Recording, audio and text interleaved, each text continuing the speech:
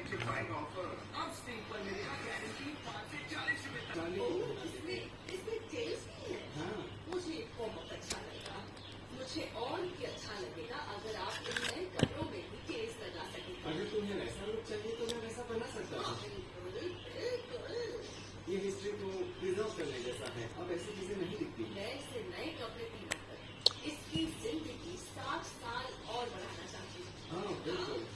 Gary और लिंडा कपड़े बना रखे हैं। वो लोग एक टक्सीडो बना रहे हैं और कह रहे थे कि वो शोल्डर्स पर भी कुछ करने वाले हैं। शायद पैडिंग यूज करेंगे ताकि ये बड़ा दिखे। अब मैं इसके ऊपर के हिस्से से काम करना शुरू करूंगी।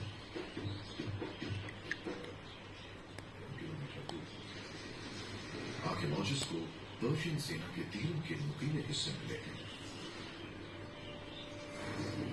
हालांकि ये सब खा चुके हैं, मगर ये ऐसे घातक हथियार थे जिनका मकसद ही भयानक चोट पहुंचाना था।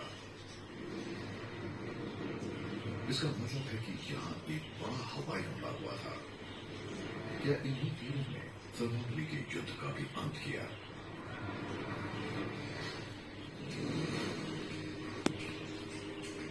इयन मैकग्रेगर मॉरिस का मानना है कि तीरों की ये नुकीले हिस्से शायद युद्ध के आखिरी पलों को समझने में कारगर हों। उनकी यही तलाश में एथेंस में ले आई है, जहां इन हिस्सों को सहेज कर रखा गया है।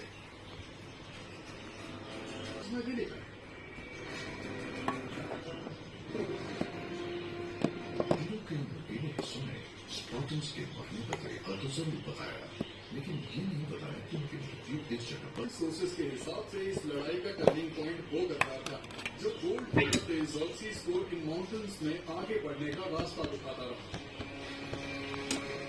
अगर ये कहानियां सही हैं, तो पर्शियन सेना रातों रात स्पार्टन से कहीं आगे निकल गई थी।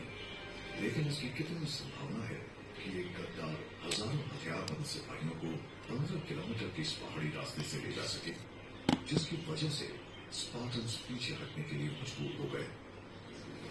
क्या ये युद्ध सच में ऐसे ही खत्म हुआ था? इसी सच को खोजते हुए इयन पैराड्रोमो माउंटेन्स में पहुंचे हैं, जिसके लिए वो जीपीएस डेटा है। शायद यहाँ से शुरू हुआ, इधर स्लोप के ऊपर गया, फिर इन सदर्न स्लोप्स को क्रॉस करके यहाँ से बाहर निकला।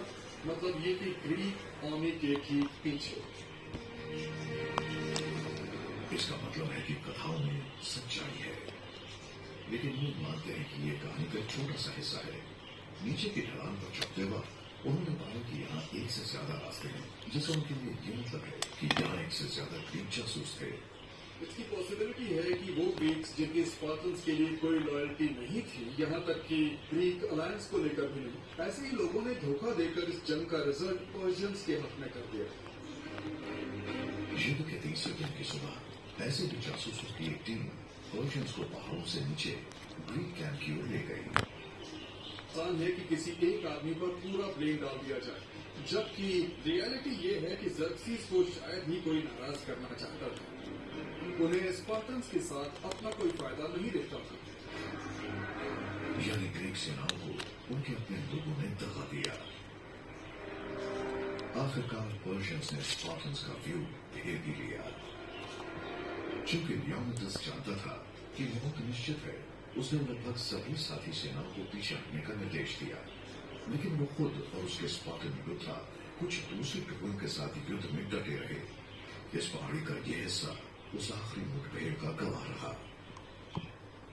उस मोमेंट में यहाँ रुके हटाने के बाद पर्शियंस ने अपने विजय का प्रदर्शन करने के लिए लियोनिडस के कटे हुए सर को मैदान में गाड़ दिया। स्पार्टन्स के राजा के ऐसे अंत के बाद अब ज़र्क्सीज़ अपनी सेना की पूरी ताकत इस्तेमाल कर सकता था।